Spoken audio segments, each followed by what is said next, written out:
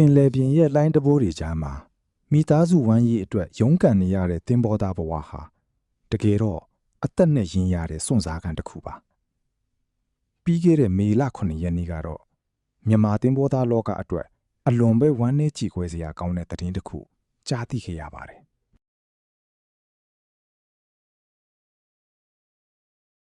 နိုင်ငံခြားကုန်တင်သင်္ဘောကြီး NVGU ခုချန်8ပေါ်မှာတာဝန်ထမ်းဆောင်နေတဲ့မြန်မာသင်္ဘောသား2ဦးဖြစ်တဲ့ကိုဝင်းထွတ်ဝင်းနဲ့ကိုအုပ်စိုးအောင်တို့ဟာအင်ဂျင်ခန်းတွင်းကအလုံပိတ်နေရာ enclosed space မှာအလုပ်လုပ်ကိုင်ရင်မမြင်ရတဲ့အန်ဒီရဲ့ဖြစ်တဲ့အောက်ဆီဂျင်ပြတ်လတ်မှုကြောင့်အသက်ဆုံးရှုံးခဲ့ရပါတယ်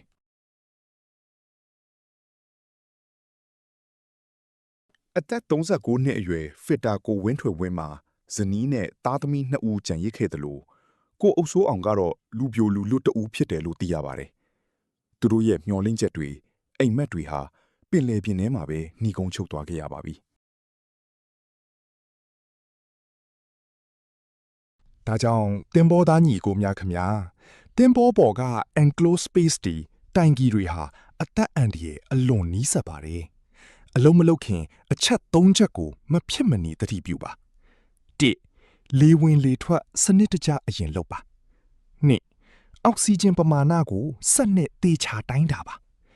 3 stand by person မပါဘဲလုံးဝမဝင်ပါနဲ့